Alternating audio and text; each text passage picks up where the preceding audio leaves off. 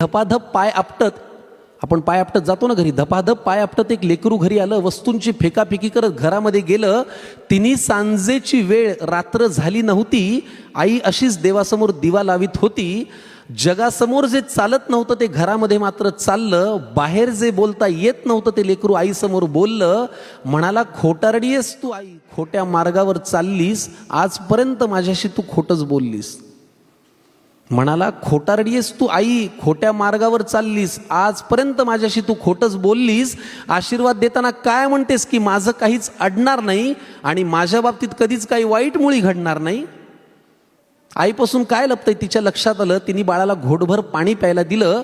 हुंदक्यांमधून वाट काढत पाणी पोटात गेलं. आई म्हणाली, आता सांग तुला काय झालं. तो म्हणाला, आता हा अनुभव आपल्याला सतत येतो. तो म्हणाला, लोक आई विचित्र झालेत फार, सतत सगळे माझ्यावरती खाऊन असतात खार.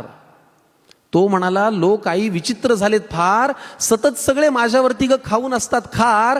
त्यांच्या त्या अशांत अस्वस्थ नजरा मला कळतात, जाणवतं मला माझ्यावरती ते खूप खूप जळतात.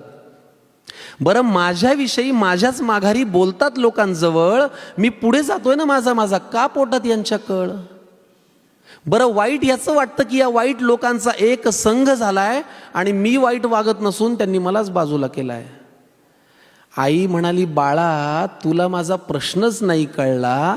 मी तुला काय झालं म्हणाले, तू त्यांचा त्रास सांगितला.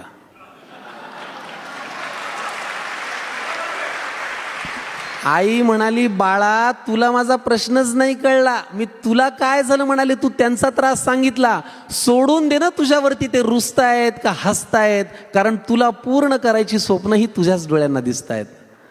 त्यामुळे घराघरात हा देण्यासारखा सल्ला आहे की तुझ्या अपयशाची लोक पाहतायत ती सगळी स्वप्ने खोटी कर.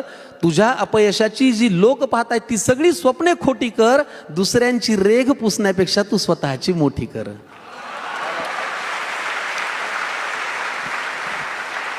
आणि हे केलंस ना तर तुझं कधीच काही अडणार नाही. आणि आई आजही तेच म्हणेल, माझ्या बाळाचं वाईट काही घडणार नाही. आईच्या तोंडी देवाचा साक्षात्कार घडला, आईच्या तोंडी देवाचा साक्षात्कार घडला आणि तिने लावलेल्या दिव्याचा लख प्रकाश पडला. तिने लावलेल्या दिव्याचा लख प्रकाश पडला.